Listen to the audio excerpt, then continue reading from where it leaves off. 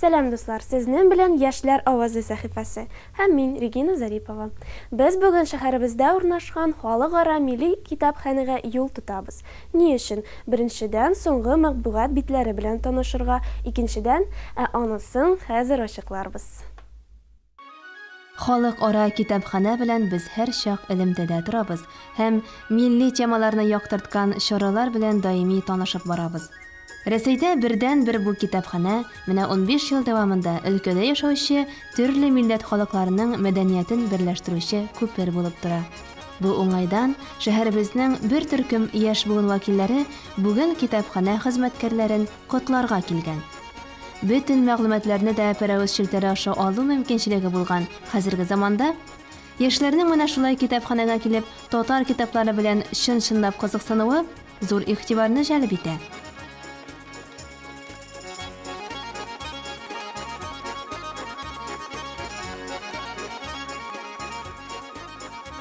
Китапхана белән таныша-таныша, ниһаять татар китаплары тезелеп киткән киштәләр янына якынлашабыз. Кемгә ничектер, әмма ерактан ук Габдулла Тукай, Муса Җәлил кебек мәшһүр каләм ияләренең исемнәрен күреп алгач, җанга рәхәт булып китә. Тизрәк менә шушы татар матбугат битләрен актарып, тарихыбызны, мәдәниятебезне чагылдырган өр-яңа хәбәрләр, мәкаләләр белән танышу теләге күңелне биләп ала.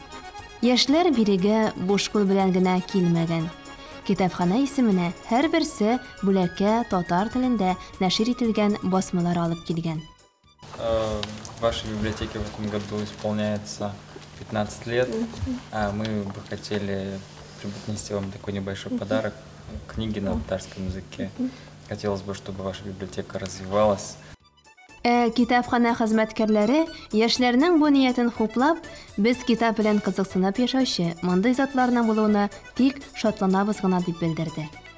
К нам обратилась молодежь в первый раз, и именно с такой просьбой рассказать о библиотеке, рассказать о книгах, отвечающих народным традициям и народной культуре. И это было очень приятно, потому что действительно в настоящее время люди просто заинтересовались своим родным языком. И это очень приятно, что именно они сами вышли на нас, а не мы на них, как это обычно чаще всего происходит.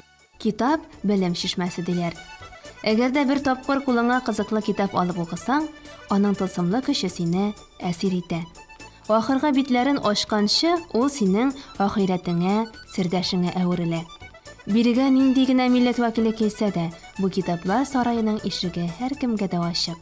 Теләгең булса, үз телеңдә рәхәтләнеп укы гына. Китапхана хезмәткәрләре һәркемнең мәнфәгатен күздә тотып, төрле чаралар оештырып кына тора. В рамках областного фестиваля национальных литератур татарская литература входит в их число.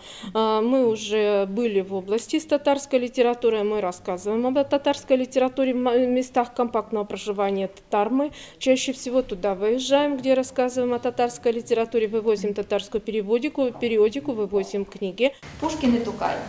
Прими как дар прекраснейшие строки, храни в душе, любимый слух читай. Учители, волшебники, пророки, у русских Пушкин, у татар Тукай. Бүген безгә шулай итеп Тукай, Исхакый, Ибраһимов кебек татар язучыларының исемен еш ишетергә туры килде. Өстәвенә, китапхана хезмәткәре татар мифлары дигән тема буенча мавыктыргыч викторинада үткәреп алырга өлгерде. Яшьләр моның кадәр татар китапларын күргәннәре дә булмагандыр. Бит күпләр әлеге милли китапхананың барлыгын да белми. Ә мин монда яшь киләм татар матбугаты белән танышып барам дип сөйли, тапшыруның даими кунагына әверелгән Эльвира Камалова. На самом деле интерес был такой к литературе национальной, к поэзии, и поэтому мы решили все собраться, узнали, нашли в интернете и вот пришли сюда. Акрынлап тупланып килгән әлеге яшьләр оешмасы үзенә исем дә тапкан. Яшен.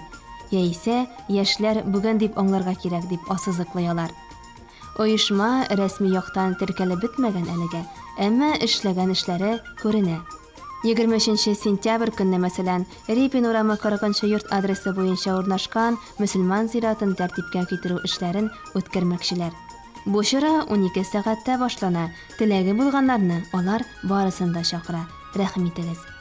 Булар турында тапшыруда яктыртып барачакбыз. Яшьләр сайлаган юл өметле. Тик аларның ихтыяҗларын исәптә тотып, теләк тәкъдимнәренә колак салырга һәм ярдәм итәргә генә кирәк. Желающих прийти к нам в организацию очень много.